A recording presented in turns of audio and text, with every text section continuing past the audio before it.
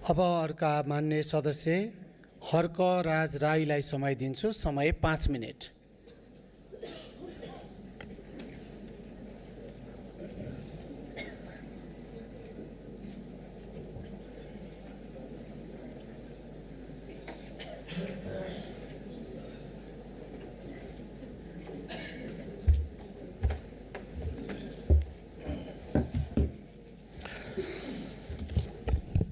सम्माननीय सभामुख महोदय, आज एउटा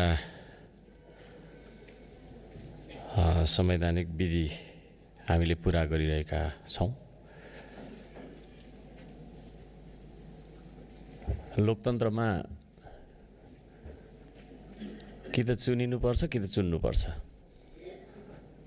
त्यसो हुँदाखेरि अब चुनिने अधिकारलाई प्रयोग गर्दै श्रम संस्कृति पार्टीले उम्मेदवार अगाडि हामीले सार्यौँ। त्यसमा अहिलेका सबैभन्दा ठुला दल लगायत धेरैजसा दलहरूले सबैले समर्थन गर्नुभएको छ। त्यसका लागि म सम्पूर्ण राष्ट्रिय स्वतन्त्र पार्टी, नेपाली कांग्रेस,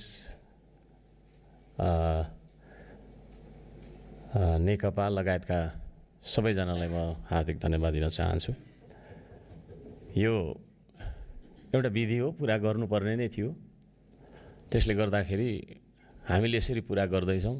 यो विधि पुरा गर्दाखेरि एकले अर्कालाई आक्षेप लाउनु पर्ने, त्यो अस्ति हामी चुनेर आउँदाखेरि जे गर्यौँ अब त्यो सक्यो, त्यो नगरौँ यहाँ होइन। किनभने हामी माननीय भएर आएका छौँ। अब आम निर्वाचन जनताले हामीलाई चुन्दाखेरिको अवस्थामा हामीले भन्यौँ होला, के भन्यौँ होला होइन, प्रतिस्पर्धा हो। तर अहिले त्यो भन्दाखेरि यो संसदको मर्यादा रहन्छ जस्तो मलाई लागेन। हामीलाई कसैलाई सिकाइराख्नु पर्दैन। यहाँ हामी आम जनताबाट निर्वाचित भएर आएका छौँ। त्यसो भएको कारणले त्यति सुझबुझ हामी राख्छौँ। त्यसले गर्दा कसले मलाई के भनेको थियो, कसले मलाई के अरे फोन गरेको थियो, कसले मलाई कहाँनिर औँला के अरे तपाईँको चाहिँ समाएर मलाई डोडाएको थियो भनेर हामीलाई बिलौना गर्न उचित जस्तो मलाई लाग्दैन। म यहाँहरू सबैजनालाई सम्मानका साथ यो पनि आग्रह गर्न चाहन्छु, हामी यहाँ सबैजना माननीय हौँ। पूर्ववक्ता ज्यूहरूले कतिले हाम्रो माननीय रुबी कुमारी ठाकुरज्यूलाई रुबी बहिनी पनि भनेर यहाँनिर सम्बोधन गरेको मैले देखेँ। त्यो शब्दलाई खारेज गरियोस्। यहाँ कोही कसैको बहिनी, कोही नातिनी होइन, कोही बाजे, कोही मामा भान्जा भन्ने हिसाबले हामी यहाँ बोल्नु हुँदैन। यहाँ हामी सबैजना एकले अर्कालाई सम्मान गरेर माननीय भनेर एकले अर्कालाई बोलाइनु पर्दछ भन्ने म माग गर्दछु। र यहाँ केही पूर्ववक्ता माननीयज्यूहरूले ज्येष्ठ नागरिकलाई अलि अपमान गरे जस्तो होइन, एउटा खुट्टा कता एउटा खुट्टा कता भन्ने शब्द पनि प्रयोग गरियो, त्यो पनि नगरियोस्। हामी ज्येष्ठ नागरिकलाई पनि सम्मान गर्न सिकौँ। प्रकृतिको नियम हो, हामी जन्मेपछि हुर्कन्छौँ, बढ्छौँ, बुढो हुन्छौँ, मर्छौँ। त्यसो भएको कारणले गर्दाखेरि कसैको त्यो ज्येष्ठ उमेरलाई होइन अपमान गर्ने खालको शब्द आउँदा दिनहरूमा हामी सबैले उच्चारण गर्ने छैनौँ भन्ने मलाई आशा छ। हाम्रो उम्मेदवार रुबी कुमारी ठाकुरज्यू, उहाँ जेनजी हुनुहुन्छ। यो सम्पूर्ण राजनीतिक युटर्न नेपालमा जे आयो त्यो जेनजीको आन्दोलनबाट आयो। त्यसो भएको कारणले एउटा जेनजीलाई उम्मेदवारको रूपमा हामीले अगाडि सारेको कुरा म यहाँहरू सबैजनालाई निवेदन गर्न चाहन्छु। अब हामी एउटा प्रक्रियामा जान्छौँ, घोषणा हुन्छ। त्यसपश्चात हाम्रो दलबाट उहाँ हामीले गुमाउँदैछौँ।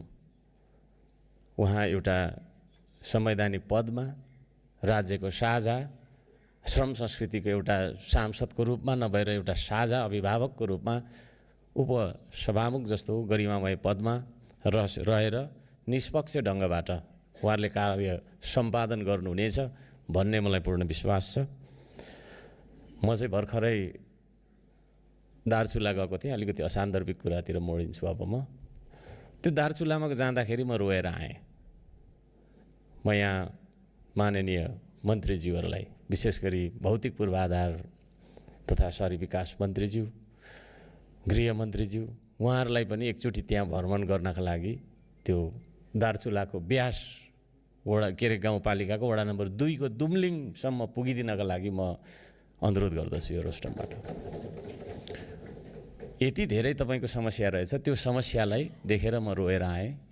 बाटो नबनेको कारणले मान्छे तुइनमा महाकाली तरेर त्यहाँ महाकालीमा तुइन झरेर तपाईँको चाहिँ मर्ने, मान्छे नभएको त्यहाँ कुनै घर परिवार रहेनछ। मान्य सदस्य आफ्नो भनाइ छुट्याउनु होला। सरकारलाई त्यसतर्फ पनि ध्यान आकर्षण गर्न चाहन्छु।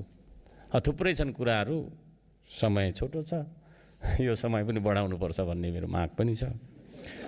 र अर्को कुरा, पर्यटन तथा नागरिक उड्डयन मन्त्रालय मन्त्रीज्यूलाई पनि म ध्यान आकर्षण गर्न चाहन्छु। यो फ्लाइट ढिलो हुँदो रहेछ, हाम्रो जहिले पनि फ्लाइट ढिलो हुँदो रहेछ। बिना कारण फ्लाइट डिले गर्यो भने सम्बन्धित तपाईँको चाहिँ नि कम्पनीलाई फाइन पो लगाउनुपर्छ कि भन्ने माग पनि म राख्न चाहन्छु। र अब अलिक अनौठो खालको बोलिन्छ। एकचोटि म फेरि अर्को अनुरोध के गर्न चाहन्छु भने, आउँदो दिनमा हामीले ताली ठोक्दा कस्तो हुन्छ होला, होइन? खालि हामीले टेबल कुर्सी ठोकेर, टेबल कुर्सीमाथि चढेर